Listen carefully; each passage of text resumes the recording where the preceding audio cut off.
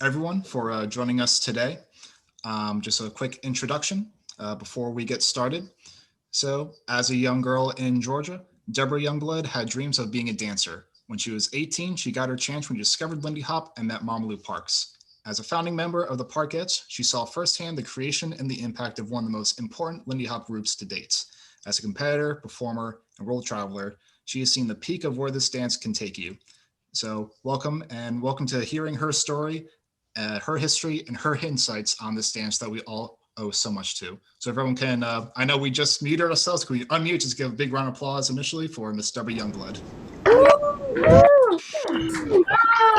Yeah.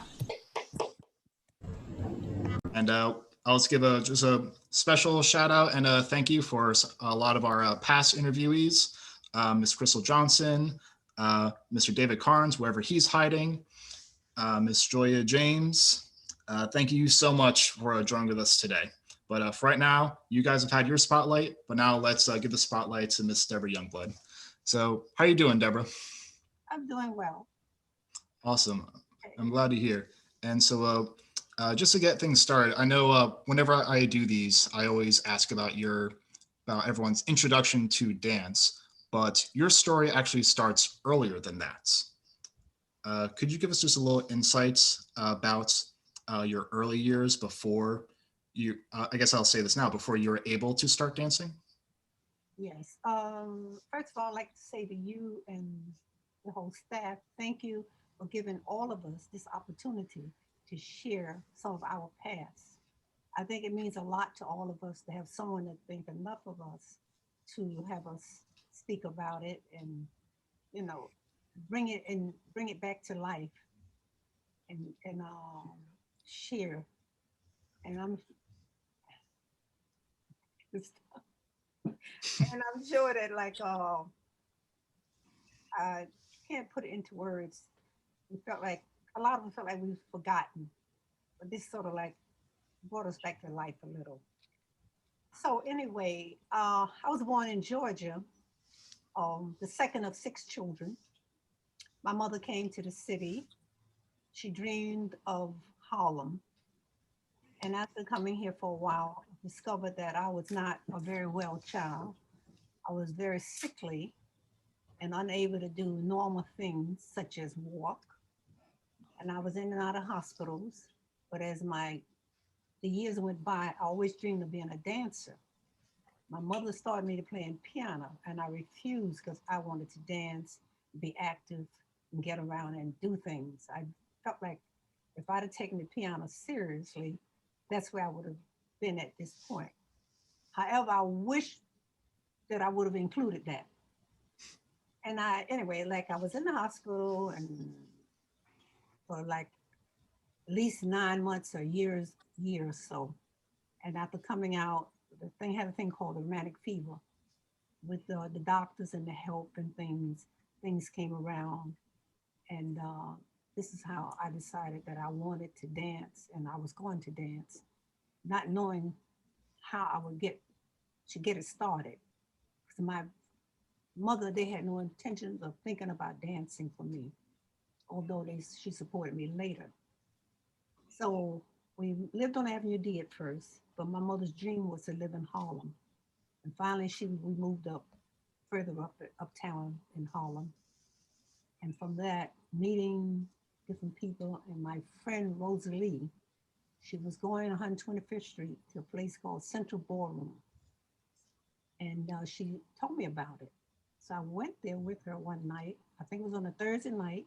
They had all the big bands and they was swinging and dancing and throwing the girls all up in the air. And it was I was just overwhelmed by it. And so that's what I wanted to do.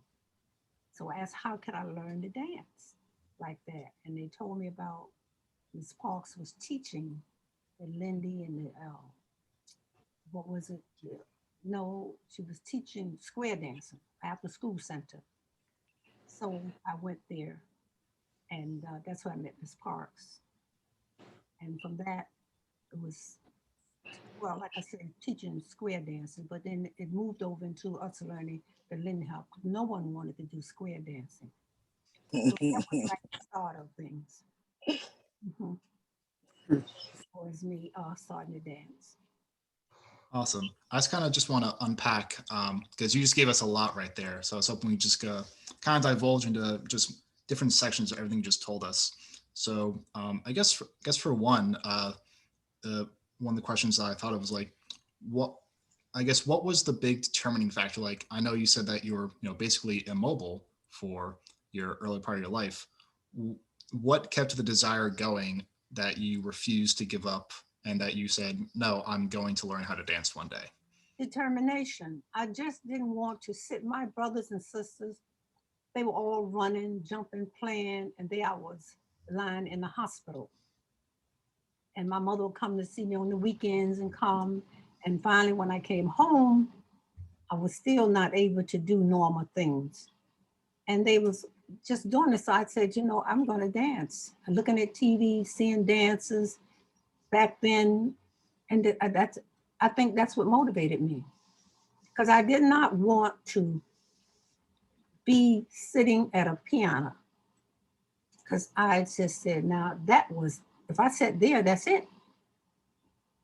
So that really just motivated me. And then by me going uptown at 125th Street at Central Ballroom, and that's when I saw that, that's what I knew I wanted to do. Awesome. And when you first walked into that ballroom, you said you saw Lindy Hop happening. Um, it was it a performance or were people social dancing Social on the dance floor? dancing. They were social dancing, but you would think it was a show Hmm. because the way everyone would they would go out and dance, some would go out and challenge each other, and then they would do it together, and then it was just fascinating. So And what did the dance look like the first time you saw it? What did Lindy Hop look like that just scary. encaptured that? It's scary. It was scary, but challenging. But I said, if they can do it, I can do it. And I Could you just, describe? Oh, so could oh, you describe kind of what you saw, like what the dancers were doing? Was it like just floor work, aerials? What did you see? they was doing floor work, a lot of footwork, and throwing the girls up in the air and coming down, and the guys catching them, and they would back up, and nobody got hurt. And like in whereas I would say, oh, oh, and I jump in like the only one jumping around because I was new at looking at this type of thing. But they were just going on about their business doing, and this was like I think it was every Thursday that they would have this at that central ballroom. So it was like either you want to do it or you just say that that's not for me. You walk away. But being young and me challenged, being determined all my life to dance, to walk and do normal things, I knew I would take a chance at this. Hmm. And so that then brought you to Mama Lou's her workshops where you said that she was initially doing square dancing. Right. But also Uh, back up a little bit. At that place, I found out there was Big Nick, Lemos. They were also teachers, and they would also come to the school with mhm. Miss Park. So they was also teachers, and they was telling myself and my girlfriend that they was also teachers. We lost you, Mike. You're I back. pulled the David. All right, I'm back. So yeah, like from there, I started going to I think it was PS 68, and that's when we started learning routines and getting ready for the Harvest Moon Ball. And Before before we even get there, Deborah, could you kind of explain kind of what Mama Lou Parks was doing? Like, was this an after school program, like a community center, like just a thing you do on the weekends? Like, what was at that moment? What was kind of her purpose or goal hosting those workshops? well, I believe that it was after school center. See, back then they don't have it today. They had after school centers. When you got out of school, you can go to after school center. They were dancing, different things. You go there and you either learn different crafts and things. So Miss Parks taught dancing there, and that's what drew me to continue going to this place because she was there with the teaching dancing. Mhm. And then there was a lot of, And I think you said, yeah. God, I'm sorry. No, no, no. Go ahead. This is your interview. No. Then there was a lot of Okay. excitement going on around because everybody was doing something, moving, dancing, and we were like being young teenagers. Mhm. And I Uh, remember you saying, she was there teaching square dancing, but you said that the kids there didn't want to learn square dancing, that no, they want to learn something more exciting. it was it was like a workshop. But no, we didn't Mhm. want to learn square dancing. Did you want to learn Joya? No. Did you want to learn David? No. But although we still had to do some of it, but the main goal Mhm. was Lindy Hop, and I think because her from the Savoy, I think that's why she sort of like leaned toward the Lindy Hop. And then also they had a Harvest Moon Ball every year, and there would be dancers doing the Lindy Hop, and there's ballroom dances, there's foxtrot, and we would go in competition against each other. We would be against our group, and who came in first place would go on at Sullivan and do different things, which was what was exciting then. And for those who don't know, Miss Parks, I believe she was a hat girl. I think that was her profession, but she worked in the original Savoy Ballroom. So that was her, main connection to Lindy Hop, is that she worked in the Savoy Ballroom. Um, when she saw that, you guys want to learn Lindy Hop, you just said before that, the dance looked scary when you first saw it. Everyone, flying up in the air, coming down, doing all this fancy footwork. Once you started learning it, did it stay was it still as intimidating, or like what kind of made you go? What pushed you to actually start learning this dance that frightened you the first time you saw it? Well, when I say it looks scary, Hmm. but not too scary that I thought that I couldn't accomplish it. Hmm. I was one would try any air step and made sure I was able to do it. No, from the time that we started practicing doing it, I was ready to go. Although there's with this dance, there are basic steps you take in order to be able to go up in the air. There's a count. So once you learn that count and you step on that, then it's time. The next one is your body. You have to turn your body and you go up and you turn it around. Meanwhile, the guys are also catching you a certain way to lead you on that way, to guide you on the other side of him. It's just not jumping up. It's something that's, if, if you ever, like, just like you with the dancing, you step 1, 2, 3, 1, 2, 3, 4, 4, 5, 6, 7, 8, whatever. On 4, you're going around. You're coming back down on a certain thing. So I had no problem when they said air steps. I was ready to go.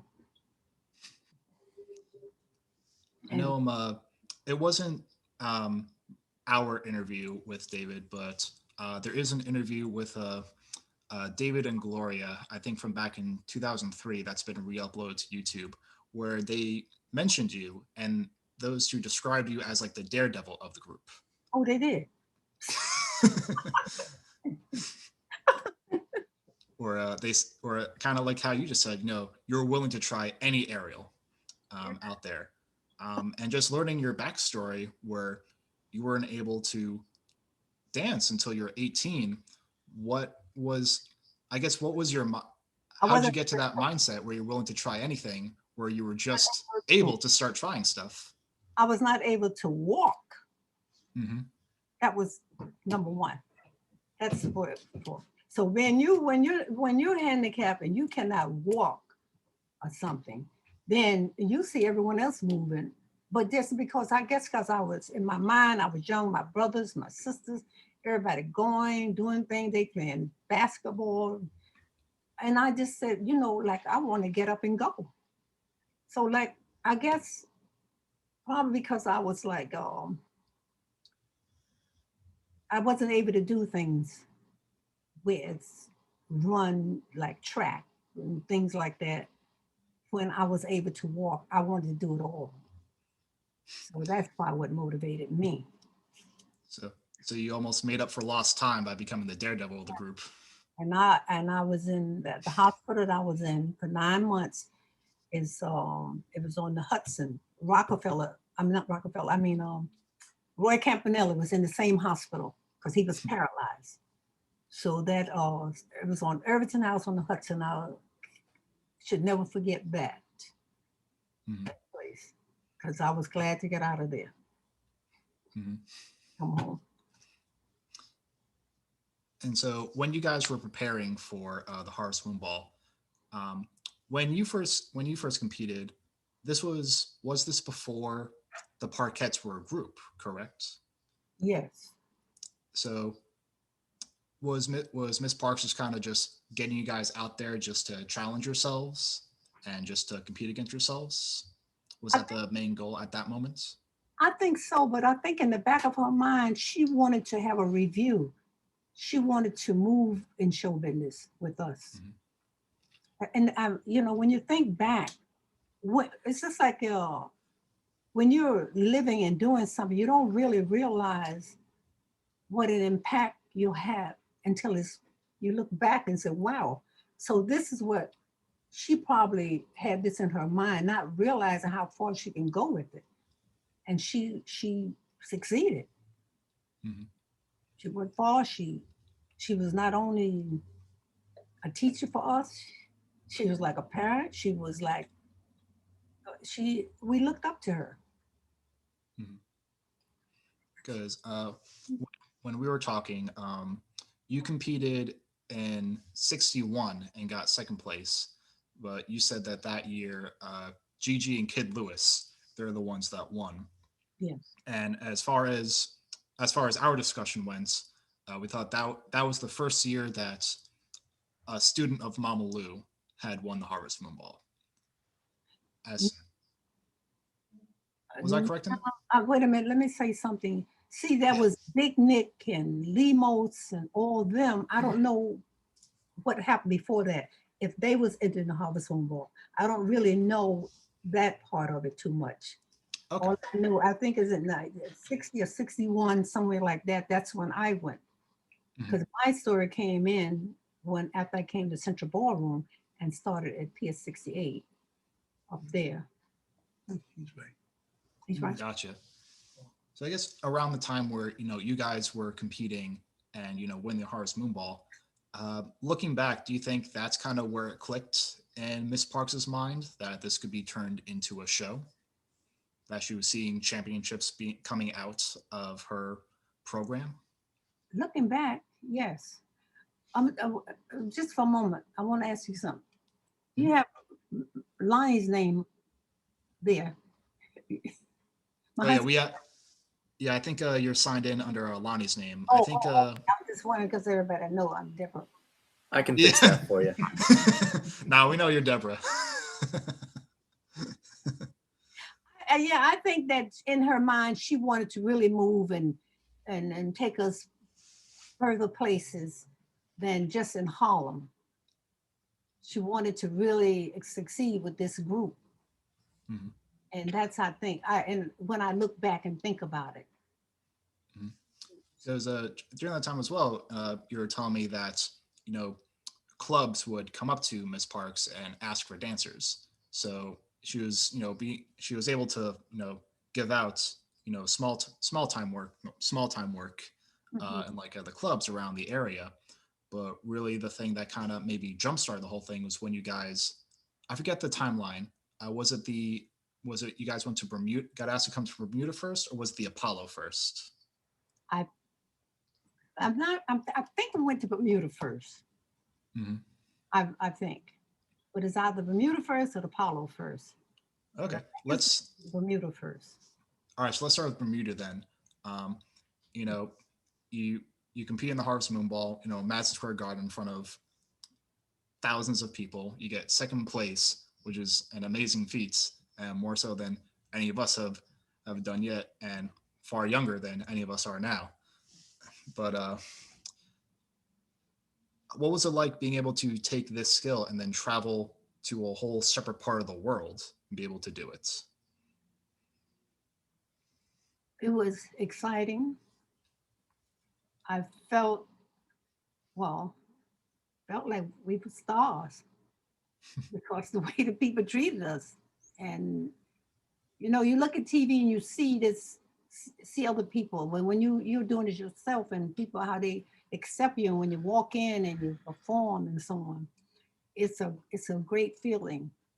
And then getting a chance to travel to different places and see countries and things and different cultures and things that you normally may not ever be able to afford was amazing.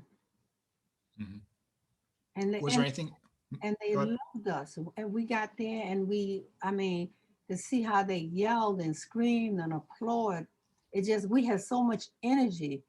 I mean, the more they carried on, the more we wanted to go back out and dance some more. We we had, I mean, for us tired, it was only for the moment, and we had energy again.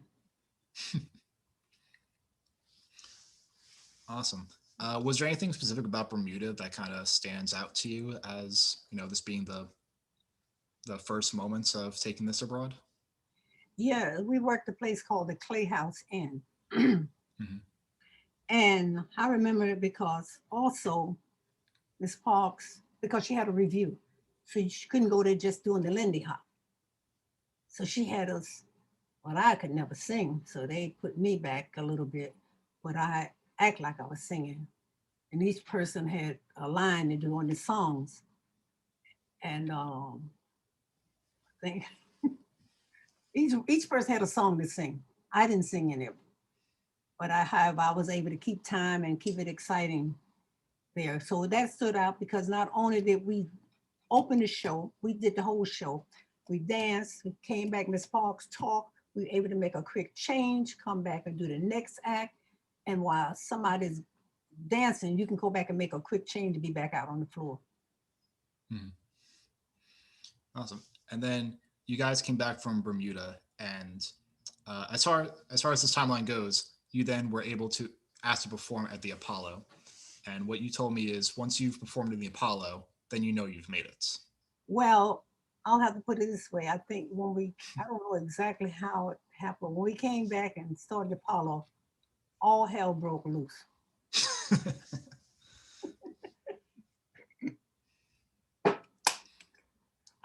It was on our way. Hmm. Everybody was calling Miss Parks. Everybody, we was working, we was going. I mean, working on the back of trucks, dancing in the street, performing, 125th Street, Harlem. And oh, what is it? I mean, like like a truck that got the little piece back there.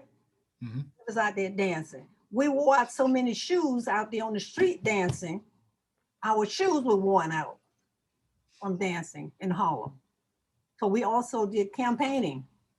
This corner for a president, and then that corner go 3 blocks down for another one. Well, it was work for us. So, and And like you said, once all hell broke loose, you know, you guys were still, young kids, or at least young adults, younger than I am right now. And but I can't imagine how demanding of a schedule that must be. Uh, I guess looking back, was it? Could you just kind of see like, wow, we're getting so much work. Like this is a career now.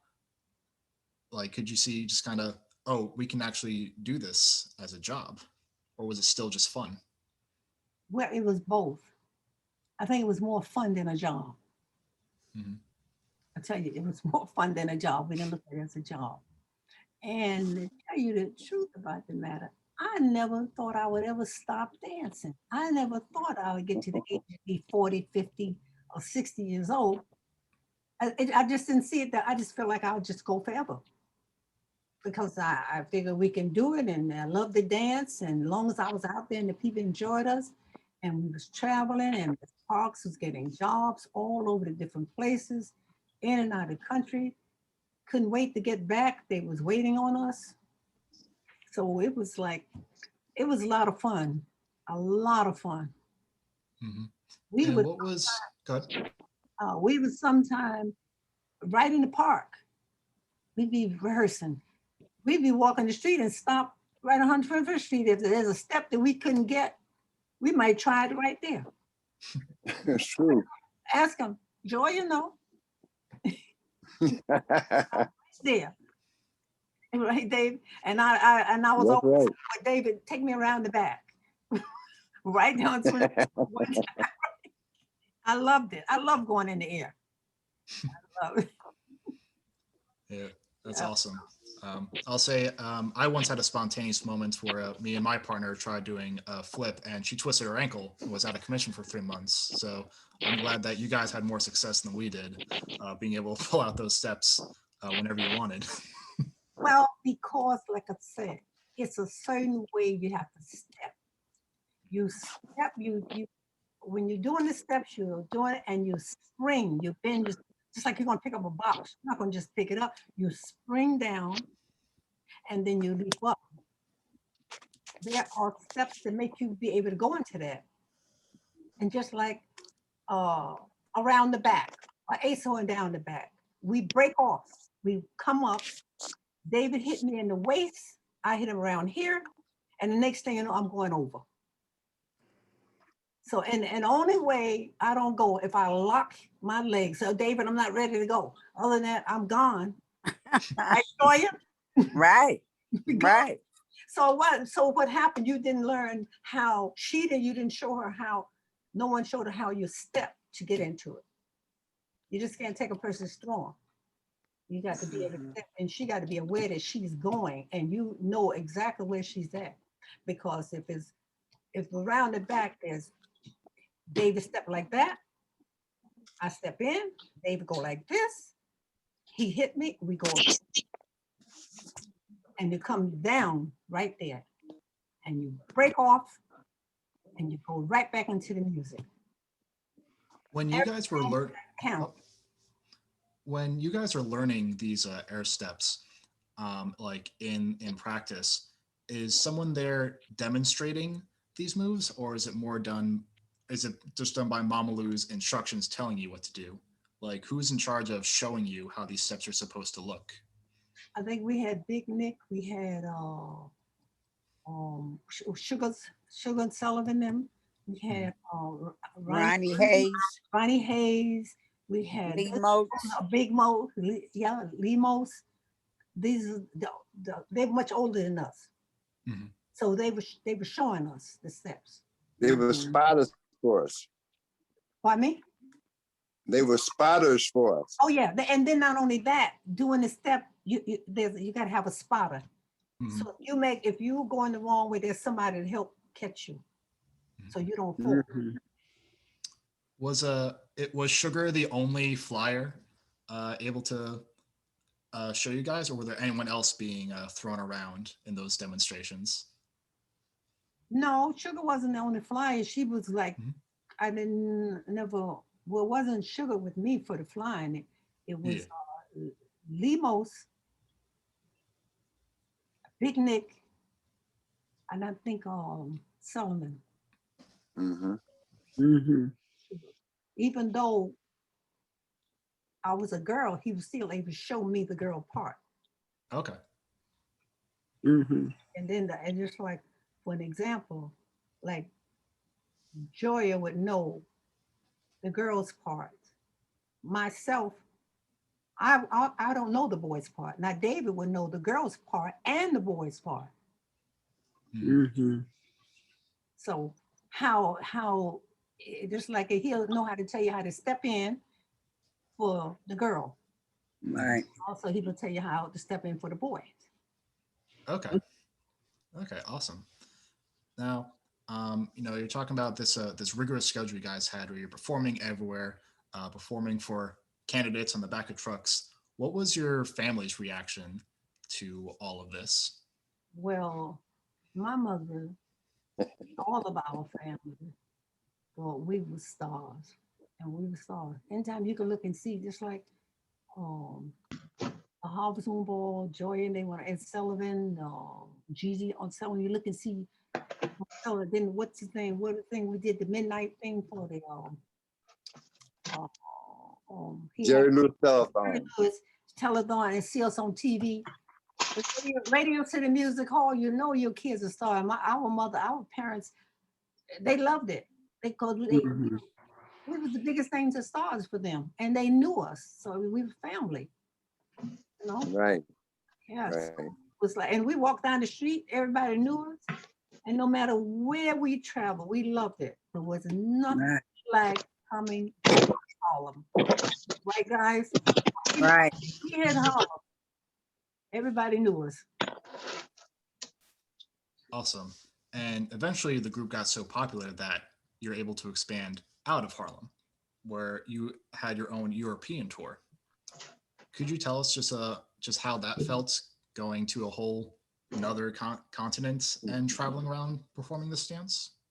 But that's like I said with Miss Fox, booking us over there, going over there working, doing the show, also going over there teaching. London, England. We went over there and we gave classes. We not only that, we performed. It was exciting. Just like we was in Belfast Island. And we was in the hotel room and I looked out and I was like, to show you how you're from the States. I said, David, why are they walking around with guns? He said, oh, those are Boy Scouts. He didn't want to scare me. Because they was at war all the time, but we didn't, my mind, I'm just saying, David, why they walking around out there like that? He said, oh, they just Boy Scouts, don't say that.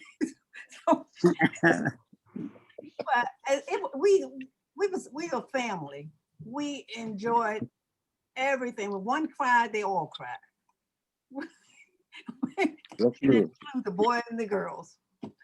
So it was a great experience traveling these places and couldn't wait.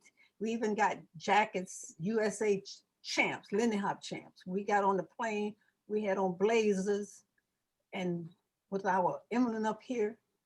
And that's the way we moved, right? That's right. And on this European tour, you told us a little bit about like the crowd's reactions in Harlem and Bermuda. What was the European reaction to Lindy Hop? It's the same. Mm-hmm. It's the same. The crowd was unbelievable. We actually went over there and when we've gone with other people and just been dancers on the show. But we were able to go over and hold a whole review, just us. Like I said, we open up the show with like take the A train to Harlem, jumping at the Savoy, that music, and then we'll come back and we'll do something else in the middle. Then we'll come back and maybe go out and we'll do a ballroom dance, and then we'll come back and do something, and then we'll come back and close with the Lindy Hop. So Right. we did a lot of even with the dancing, lip syncing, pantomime, right, David? Yeah. Yeah. Different music. Fire dance. Hmm? The fire dance. Yeah. We even did fire. Whereas I ate fire. I was there. I think I have a photo of that I'm going to bring up in a little bit. I like I said, I'm the daredevil, so I had the fire.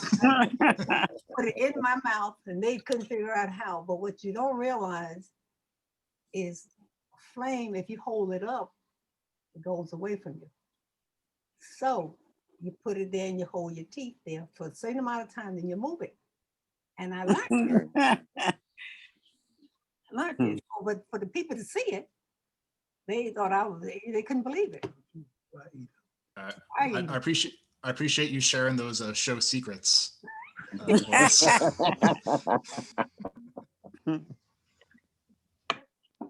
I'll be able to call out every fire dancer I see now. That's got to be expected to everything. Yeah. Mm. And I've asked this to our other interviewees before, so we've had their impression on this answer. But what is it about the Lindy Hop that got such a visceral reaction from the crowd compared to eating fire as well as other forms of dance? Why was Lindy Hop so invigorating that caused the crowd to do that? The air steps and the speed Mhm. that we was able to do it. And the energy we had in us. Mhm.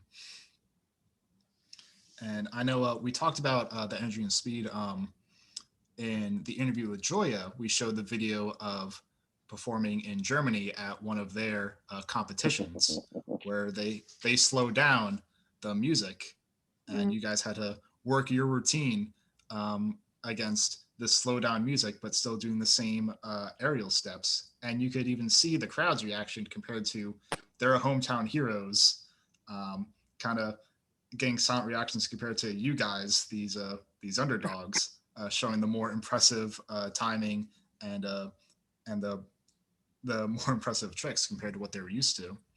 So I think even that just kind of showed how universal the reaction to Lindy Hop can be when it's done like that. Mm. Yeah, but the speed was a lot slower. We didn't like that at all. We had to go by their rules, you know. But for what they was doing gymnastics, and they was very good because they was step Wonderful. here, step there. They were good. And like with the rock and roll, rock around the clock, and all. And they had sent us music that they would expect us to dance by, which was not what we wanted, but we did it because they couldn't have a world contest without putting the USA in it. Right. So we dealt with It was thrilling. But if you remember, Deborah, we had to double time the music to get our air steps in. Oh yeah, yeah. We had to go double time to go past the music because otherwise we would never be able to do it. And then come back to the beat that they were dancing to. Right. It'd be too much weight on the fellas to pick us up at a slow speed. We would never be able to get into it. This dance has to be moved fast. And it's just like when you get ready, if you squat to jump, you're gonna jump. But if you're gonna go like, you're not gonna be able to do it to a different tempo. No momentum. Hmm? What did you You say? needed the momentum. Yeah, the momentum to get up there. And so, what are there any particular during your time, traveling along with, because you would travel a lot with musicians and with other groups as like you would have your own shows, then you'd also be special guests, or you'd perform just one act performances as well as everyone else. Um, of course, you would perform a lot with your husband, Lonnie Youngblood. As Crystal said before, the Prince of Harlem, famous saxophonist, well known. One of his accolades is performing with Jimi Hendrix. Were there any other notable or memorable traveling partners that just kind of stick out for you? Well, we traveled with Joe Frazier when he had his Mhm. band. All right, okay, Joe Frazier. We traveled with, well, we of course we were with Chubby Checker. We with, God, I don't remember all the people. What was that? The band that that went with us the last time that to Europe that Lonnie was on the show. Harlem Blues and Jazz Band. Blues and Jazz Band, big band. Huh? Okay, so um, I can't remember all James Brown. but of course James Brown Band. Mm-hmm. Okay, Lionel Lionel Hampton. Hampton. yeah, I traveled with Lionel Hampton. Yeah, I was one of his solo dancers. Mm-hmm. And with B.B. King, you were a soul dancer. Yeah. Mhm. So it's a lot of different experience we've been able to have, all of us. Right. Any particular stories or that stand out to you? Yeah, well, when I worked with Lionel Hampton, they had to actually cut the lights out on him. He had us working and working. He never got tired either. That was one. I was one of them. And what else? Mhm. What else, David? I can't. Cab They said, Calloway never get off the stage. Yeah, Gavin Calloway. We worked with him. So, yeah, Cap Calloway. And they said they asked a question about you and Joe Frazier and that pool in Puerto Rico. they asked you about that? Yeah, it was that it came up. Oh my Yeah, we have a God. question in the chat about that. Did you see the picture? That picture was back in the States. My husband had a fit. Well, he was very, a lot of people don't know Joe Frazier and Muhammad Ali. They was really friends, but they had to act the way they act to rile up the audience and I guess make their money. But Joe Frazier was a really nice person. But he played Really, so much. really. So I'm sitting by the pool, by the baby pool. He comes over and picked me up and threw me in the water. I thought I was drowning. They snapped me dead to jump in there and get me out. And I was standing up. I panicked. That's one thing. Now, the water, you can, that I'm not a daredevil for. That's the only thing. The water. The pool. All right. Wait, who brought that up, David? So that was from you well, can see it's from Bobby and Jessica Whites. They're in the yeah, Bobby and chats Jessica, yeah. with us. Yeah. And I can swim. And I can swim, but I can't. But you know, I cannot. If someone throw me in the water, I'll panic. But I can. So we learned that you're cool with eating fire, but water's your weakness. All right, that's good to hear. Throw me in there. But if I just go in and swim on my own, dive off the diving board. Oh, you can do all that? Yeah. Excuse me, girl. Yeah.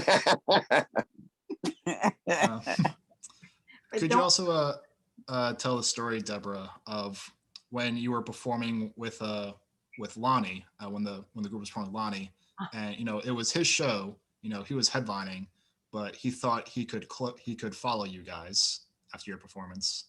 Okay. Well, we was at Small's Paradise, David, working, and Lonnie was headlining. We was just the dancers, like they say, those dancers. So I said, Lonnie, let us close the show. Oh, you are? No, I'm the star. I'm gonna close this show. I said, but Lonnie, you can't follow us, and he should know it. He should know it. So that first night, we went out there and hit and did what we had to do. And when it was over, they was leaving. And my poor husband, I said, he couldn't even do his show. So the next night, he says, y'all can close it. That's it. The third night. And the second and the third and all the other nights, that's Close them small. all. He said he closed them all. All right? No, that's right. We know how to close it, baby. Yeah, Ain't no puts in Kick my- the ceiling out, closing it. yeah. I had to learn the hard way. Yeah. Oh yes, I warned them. I said, baby, please, because I don't, but I still got to go out and do my thing. I couldn't hold back. I had to go out there and kill them, And then I'm in business. That's awesome. All right, so I'm gonna. Where's Lonnie? He's here. I'm right here listening to all this, Ah, but it's true. It's true. But Deborah, remember when we were at the Atlantic City and Lonnie said, if you drop my wife, just come off the stove and start fighting. And what happened? Oh, I slipped and fell. she fell on her without own. me. Huh? Without me. Yeah, without him, I slipped. Yeah, that's what Lonnie said. You drop my wife, come on, just come off the stage fighting. I said to Lonnie, see, she can fall all by herself. But I wasn't doing an air step. No. I don't fall no air steps because I know how to go up and let go completely And I know Uh-oh. Yeah. Uh-oh. Trust me. Listen to her. and I Let go trust you. completely. I do. I know. I go there and do like this and grab. And this, Mm. because I know that's why I said, I'm gonna make sure that I'm recognized when I do these steps. Oh, that's where I learned it Oh, from, huh? what a life. What Awesome. a life. Oh my goodness.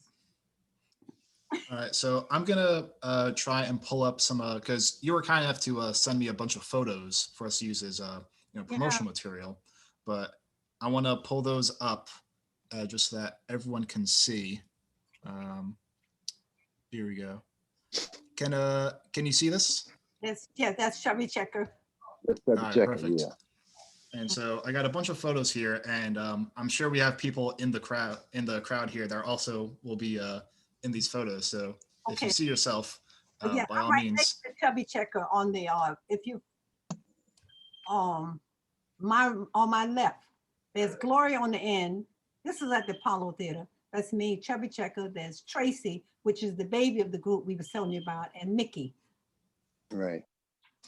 Which one is Tracy? She's to the right or to the left? Right. No. That's me there. That's Tracy. That's This me. is you here. Tracy's all the way across. Right there. Mhm. And the other girl is Mickey. This is Mickey, Mhm. and this is Gloria. Yeah. Mhm. All right, awesome. All right. Well, I don't have to tell you who that is. Yeah, That's on the ship. I recognize that mustache. That's on the Dolphin. We used to go to That's Florida. on the ship, right? You're on the ship. Yeah. Yep. Ship. I don't know where I found these pictures. He said, get some pictures. I said, oh my God. I started looking. Let's see what else we got. Okay, that's Gigi. We lost Gigi. As she won the Harvest Moon Ball first place, and when I told you that yet I came in second place, and that's Gloria and that's me on the all the way over. Mhm. And that's so at the Paula. And I guess you know who that is. Dickie and Deborah, can That's three of you, us. that's you, Joya, at the bottom. Yeah, at the That's bottom. When we had them hot pants, huh? Yeah, Gloria, Gigi made those. Yeah, that's me leaping up there. Yeah. And when we do that step, that's the step we leaving the stage. Oh, there's a mustache again. Okay, that's us again. That's at the Do you know contest. where this is? Mm-hmm. Is that in Germany? No, No. that's the ballroom downtown New York. Yeah. Oh, right. The The contest is Omni. The to go Omni. to Germany. Mm-hmm. Yeah. Oh, there we go. Oh yeah.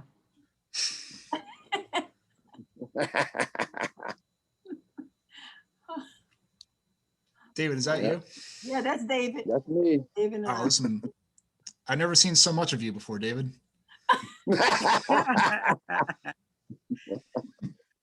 Yeah, that's me. David. Mhm. So could you just tell us kind of, because I didn't know that fire dancing was part of the performance. Could you kind of give us a quick run through of what a typical Parkets show would look like?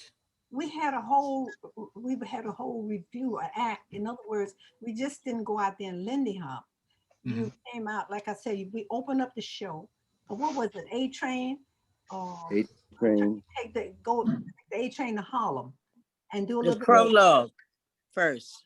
bit. What that? The prologue. Come out with the Prologue, prologue yeah. first, and then go into A Train. We do a little bit of tap dancing in that, and Long Charleston.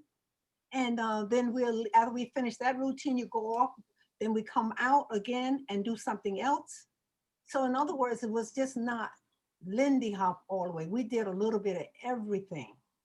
We had a big repertoire. Yes. We didn't get booked without the Lindy Hop. That's right. Lindy Hop, we closed on that. Mm-hmm. That's us, and made the outfits too. Mm-hmm. And that's another thing we did. We made our outfits. I made that particular outfit. That's a song somewhere. Where we at, Joya? I don't know. I don't see. That's Edward and George, I right? don't even- Yeah, that's Edward and George, and that's Miss Yeah. Park in the back. Right. It's in Europe somewhere. Yeah, that's in Europe somewhere. That was Christmas time somewhere. Mm-hmm. Okay, that's the see that the Mama Lou Park dances featuring the Parkets. Yeah, the twisting parquets. Yeah, twisted Yeah. Parkets. That's at the Apollo with Chubby Checker. Mm-hmm. And this is all of us. That's Kit Lewis. And in fact, you know, Joya, I see us on that. What's that thing, Lonnie? Bumpy? Which thing? Part of Godfather. the Godfather Harlem. I see us on it dancing Oh, right. at the beginning. Striped jackets on. On Sunday night.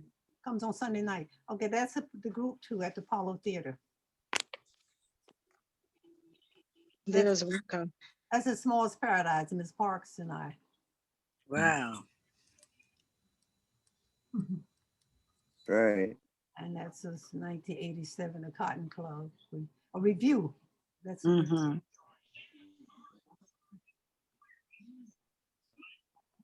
It's me. David, I think I remember you telling a story about this particular photo where Okay, you had that's to nice. aim correctly to not hit her head against that chandelier. Yeah, I had to come down a little bit because of the chandelier. Mm-hmm. Otherwise, I would have been higher up. Yeah, that's a nice Right. shot. It looks like you, David, you just barely made it. Yeah, that's how it looks in the picture. Mhm. Wow. Yeah, That's Smallest Paradise, the twist. that's me doing the fly. Yeah, and that's jacket you got on in that movie that come on. Godfather. Yeah. Godfather Harlem. Yeah. Back then, everybody Deborah, I came knew up that. to Harlem. They came to Harlem with the twist and everything. That's a whole different type of number I was doing there. That was something different I was doing with Eddie. Sometimes. Yeah, called Sometimes.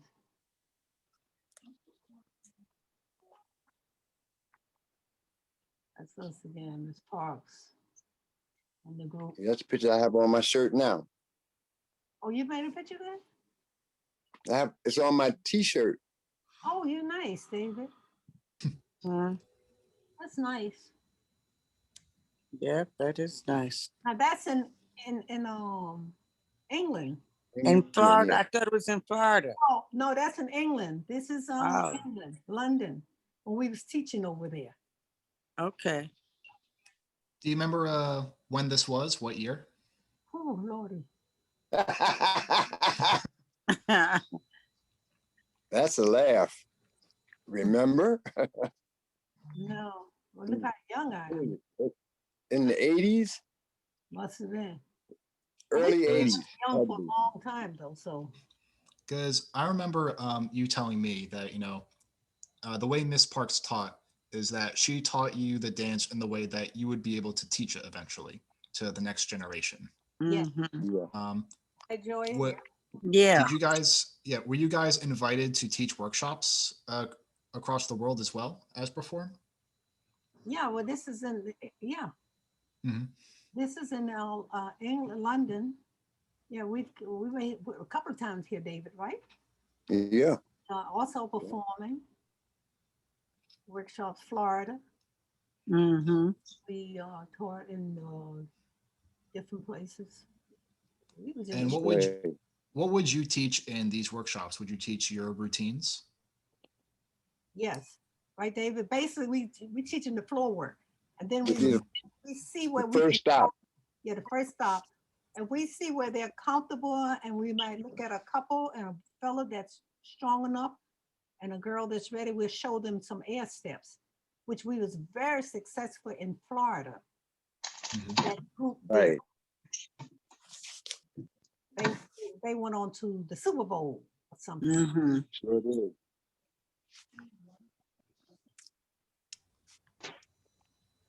Okay, that's Joe Frazier there and us. That's back to Europe. Mm-hmm.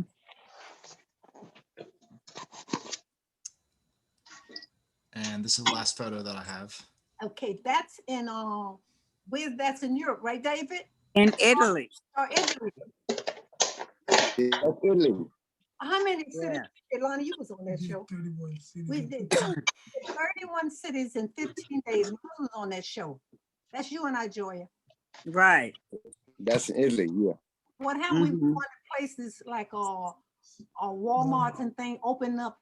They would open up new places in Italy.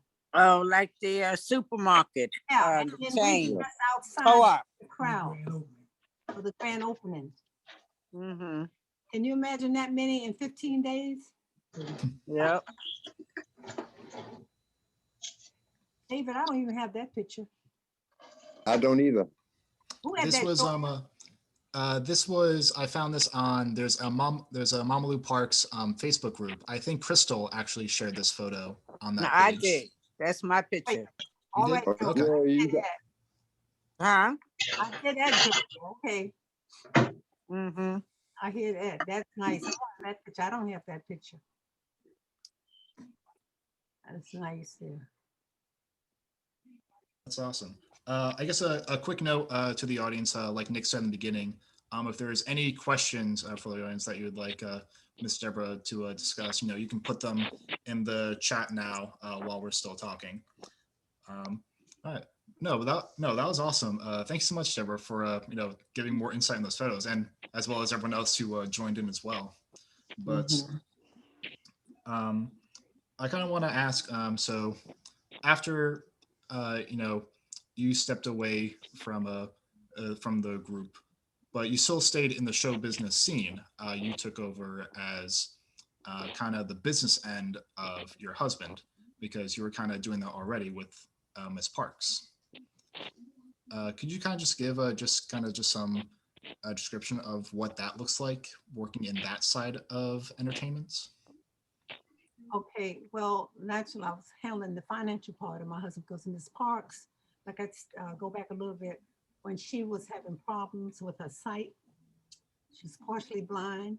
So I had to go there and help over to her checks and signing them and sending out contract.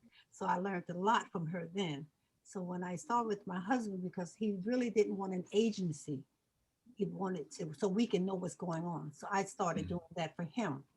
And as time went on, then the music business started changing.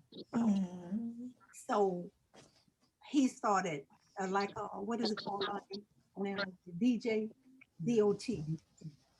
So I started doing a thing called DOT, Digital orchestra. digital orchestra technician.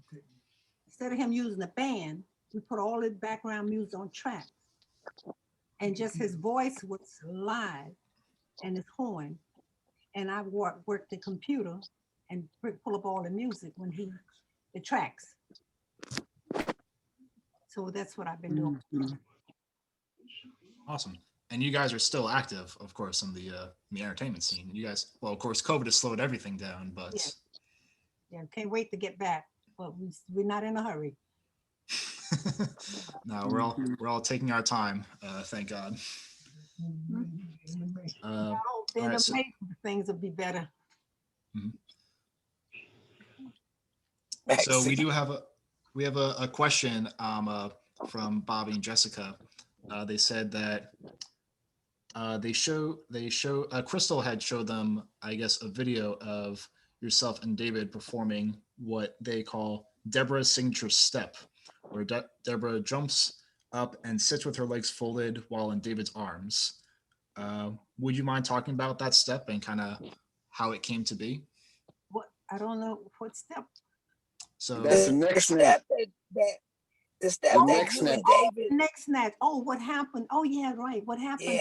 Yeah, We and then he picks you up and you do the style thing like that and close your legs. okay, right. What happens is that we're doing round the back, ace horn down the back, come up, then he neck snatched me over. So by me hitting the floor, I have to hit the floor wide-legged in order to balance myself. When I pop up, he throws my legs. That's all. Just grab me and hold me. That's it. Nothing Uh, vulgar. That's that's it. I mean, Debbie, I call that your step because you just style in that. That is just flawless when you and David did that. So we make Absolutely. comments like, Yes, absolutely. we have a question here, Deborah. Were you ever afraid or nervous to perform at any of the popular clubs in New York? was yes and no. Sometimes, you know, you might be a little afraid if you're getting ready to go out, especially like when we first hit the Apollo Theater, you're scared. You're a little afraid, a little nervous that Yes. things not going to go right. But other than that, once you hit the floor and you hear the music and the crowd, you're gone. Where does Can I say that? one thing? Let me say, when I danced with them with David at the Apollo, him and Edward did not play a Dickie. Like when they said they was gonna throw you, they was gonna throw you, and you better be ready to land right, or you was gonna fall. Yes, and they could throw us. They was good, absolutely. Well, once you make the proper preparation, then you are ready to go anyway. Or you have to go. Yes. Could you kind of tell us the mindset of what kind of where that confidence comes from once the music hits? Is it just, you know, you've practiced it 1,000 times, that it's just the flow of the motion? Because I know like everyone here can definitely relate to the idea of kind of stage fright when performing in front of an audience. And, you know, the larger the audience, the more that can affect you. Where does that confidence in yourself comes from when you're doing your act? Okay, well, first of all, we had on the most beautiful costumes. We made our outfits. We kept up to date with everything. So you knew you was looking good. You couldn't wait to get out there because you're all hyped up so they can see what new outfit you had on. And the minute you get out there on the floor, when I say hit the floor, we use those terms. The music starts, you hit the floor, you're already confident because you're ready to hit that music and go. And when you can hear the people yelling and screaming, they got to have Apollo Theater. We brought the house down. Everywhere we went. We didn't play. And so you had confidence because you knew what you was doing and you enjoyed it. And plus, even in the ad steps and things, you had confidence in your partner. He was there for you. We was not drinkers and smokers. I'm a David smoked, but he was all right. I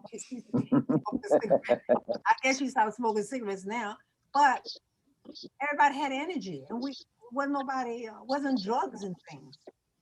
So we didn't have anything to work. We trust each other with all the way around. Was there a particular audience that was your favorite to perform for? And Small's Paradise. Well, I enjoyed Europe for the reason that because it was home. When you got off and you put your clothes on, you walked out, people's out there knew you by name. And so that make you feel a lot different from when you're out of the country. Mhm. Although you got overwhelming welcomes there, but it's just still something different about being home. And Apollo, we used to do 10 shows a day, 12 shows. Can you imagine that? Back to back. Yeah. And we Atlantic City work Club Harlem, 6 o'clock in the morning, we was dancing. Breakfast show. Yep. Am I right, y'all? Yep. Yep. The breakfast show. That's right. Can you imagine getting thrown around that time of morning? It was wonderful. Yeah. That was great. And we have another question. I guess they could go, Deborah, I want you to be the star of this, but everyone else can that's able to answer, you know, by all means. But would you mind talking a little bit about Dickie Harris? Now, Dickie was heavy, but Dickie was light on his feet. Yep. And let me tell you something. When he came out, look out. And he had a lot of personality. And I know, and to show you how much confidence we had in ourselves and Dickie, like as the time changed, the outfits, we wore shorts. We got the boys to wear shorts. Dickie's big. And he put those shorts on and went out there and they screamed. Short, like short span the dancing. Well, Dickie tore the house down. He had tennis shots. fast feet. Yes. Excellent timing. Yes. Candy Like he danced on a cloud. Oh yeah. Yes. Dickie, we had some great dance. Eddie. Yes. Eddie. Oh my God, yes. Gigi. Yes. Perfect dance. Yes. Timing. Rudy was smooth. Rudy, yeah. Yeah, Rudy was. Hit Lewis. Yeah. A lot of Rudy was like the Hines brother. And Waco, Waco. Wow. Calvin. These are all That's right. First beginners. Calvin, Willie Raynham. Yeah. Wow. But Dickie was a great dancer. He was. And he was a nice person. And he was a really nice person. Yeah. Once Dickie hit the floor, the crowd was up as it was. Once Dickie hit his spot, the crowd went even higher.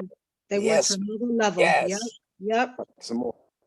See what happened? We would dance as a group. And then we'd fall back and we'd have a thing called marking time. You keep the beat and you're moving. And meanwhile, someone is out there doing their spot. So Bobby. By the time before they finish their spot, the floor should never be left bare, Miss Parks used to tell us. Before they finish their spot, the next person is coming out with something. Before that person finished, and so on and so on. And another thing Miss Parks taught us, for that today, even with my husband, when I'm working with him, I'm sort of like in the background, running the computer, the tracks. I tell him, don't block me. Miss Parks taught us, when you're on stage, never be behind anyone. Stagger yourself. Remember that? Stagger. That's right. Never dance. Yes. And be seen. And I carry that to the day. And I say to my husband, hey, move over. You got the mic. Don't block. Never mind, move over. Learn these things and they go with you. You remember that? And you come out and we take our bows. And that's what she taught us. There's so much she taught us that I was able to carry on and remember. Right. Because she said to us, I'm gonna give you something that no one could ever take away from you. Oh yes. That's what she would always say to us. Right.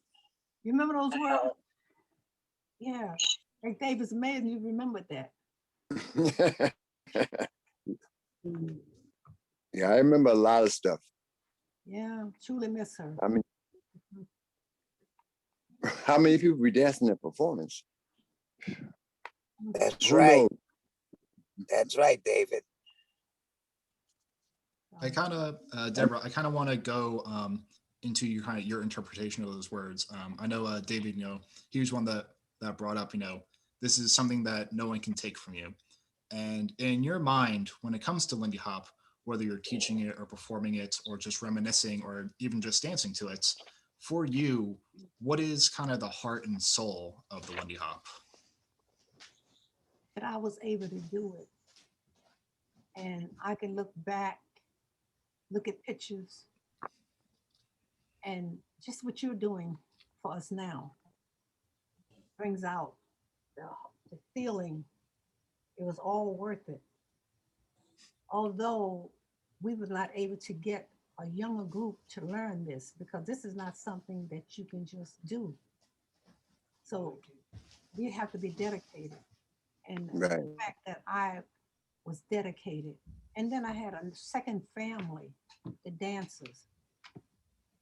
It's so much I can take away. We call each other, and no matter, we talk about the same thing over and over and laugh about it. And we don't get sick of it. We know the different incidents and things that happen, how we was able to do this and do that. So I think that's something I can take away from it. Awesome. And I know many of us in this chat, we have many generations of dancers just even in this audience right here.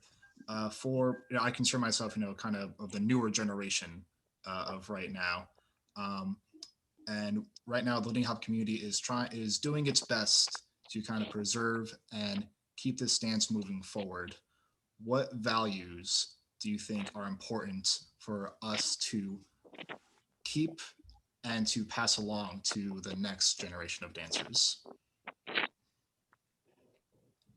Respect, love, dedication, and persevere, and remember back where it started, who was involved, and how long they was able to hold it, and why they turned it loose, and why you're doing something like what you're doing, giving us this opportunity, so you can go forward and say, yes, I can say this. I have something to say in documents and show that these people was there. They did it. They loved it. And they were able to like travel with it, keep it alive, make a good living with it. And I don't know, I'm getting emotional now, so I better stop. It's all good. No, thank you so much. And I was about to say, entertain millions and millions of people, and the feeling you get from it, Right. it's not something that you can ever forget.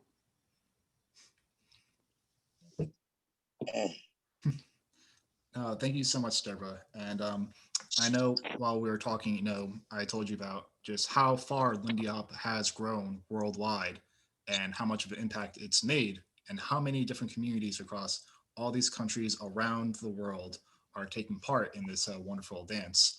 And, it's, I know I said to all of you guys, but, I'm happy to share that, your flame that you kept alive is still burning bright all around the world. But us as a community, I know in the beginning, you thanked us for, sharing your story, but I think it's more appropriate, or at least as appropriate, for us to thank all of you guys for being able to share your individual flame of how you've each kept this dance alive.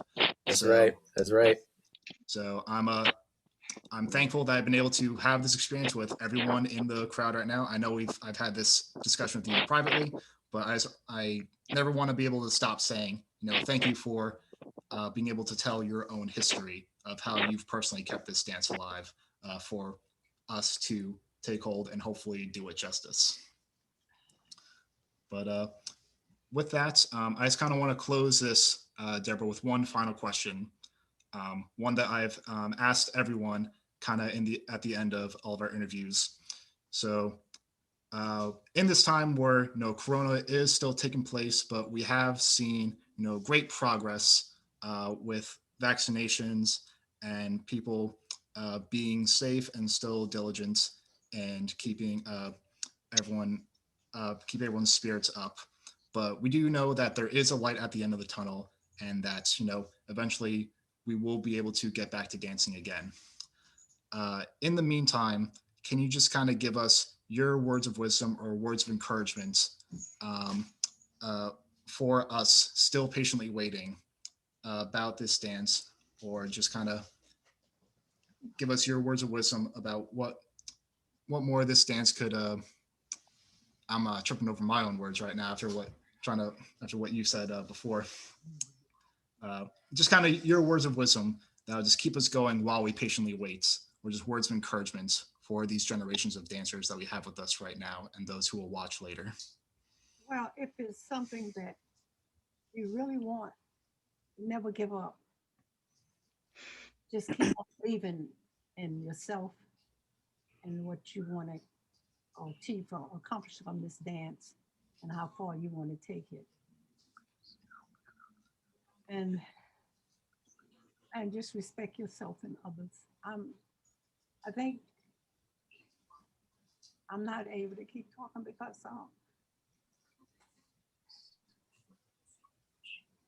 the group was a big family to me.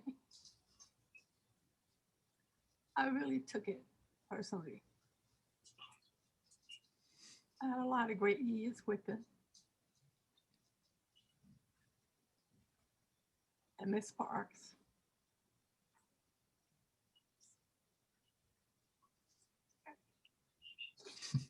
I love Well, them.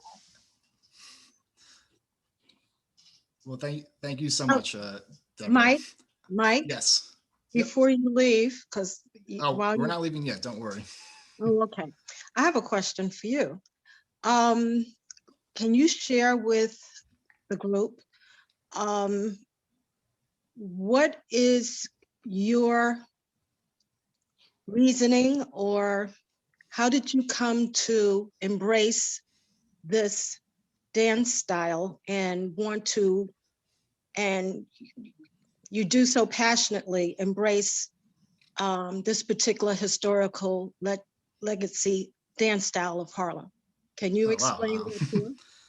Uh, was expecting to get put on the spot for this, but Oh, I didn't mean to sure. put you on the spot, but No, it's all good. I got everyone staring at me now. But I guess I'll say it's not just me who is inspired and looking out and looking for your guys' histories. Me personally, I was just given the wonderful opportunity to be in contact and have so many contacts, and with those contacts build more contacts to keep this project going. It of course started with Crystal Johnson meeting my partner and I in Harlem, and Nick and Jazz Attack coming to me and asking if Crystal would like to be interviewed. And then from there, Crystal kind of giving me your guys' contacts. And then from there, you guys giving even more contacts. So that's kind of the basis of how this project is starting and continuing. But I am definitely not alone when it comes to embracing this history in your guys' legacy. I know that there are many people in this community, and I think that even shows just by who shows up to these Zoom meetings. There are many people who uh, wish very much to pay this dance as much respect as it deserves, especially those who were not born into this community that created this dance, those who found it along the way in their life and who owe it so much in terms of kind of what it's given them and the opportunities given them and the relationships and the friendships and the love that they've found. But we also know that you can't do this dance without learning its history, and you can't do this dance without learning. You can't do this dance only learning parts of its history.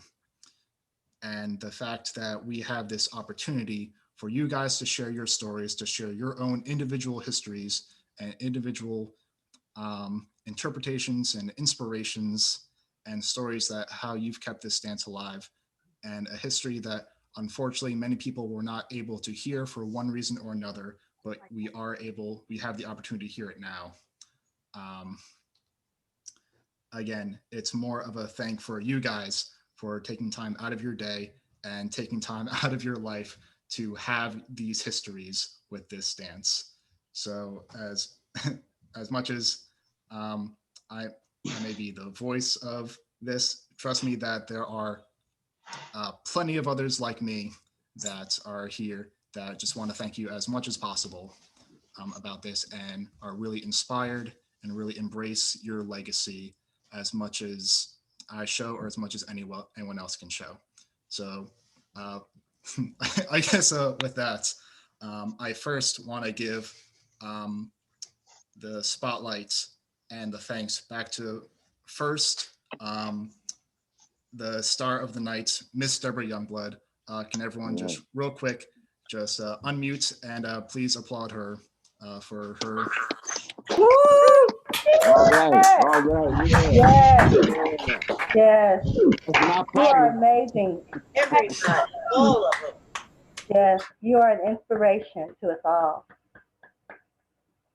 And then also just kind of, uh, again, special shout outs. We did this in the beginning, but special shout outs to Miss Joya James, Mr. David Butts, Maxine Simmons, and I don't see Crystal anymore, but Miss Crystal Johnson, who each have had their own histories with this dance and who you can see and hear their own histories with the conversations we've had prior and those you can find online. So anyone who isn't a Lindy Hop legend, please unmute and please just give a round of applause for everyone right now.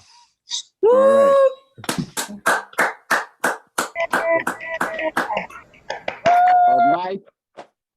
Mike. Yes. Can Yes, I can hear you, David. Can before we end, I'd like to show this badge here. Sure. If you can see it. Hold on 1 second. You know, I'm not good with this technical stuff. Now I'm just happy we can see you this time. Can you see it? Yeah, we can see it. Can you tell us what it says? We can't read it. I can't see it. No, it's just it says Oh, yes, from the button. The spark, Mama Lou. Mama Lou Parks. That's all I can see. That's her. Mhm. Seen her close up. That's her. Mhm. Yeah, and thank you, Darlene, for doing that. You're welcome. Good seeing you, Deborah. Okay, Joy, we got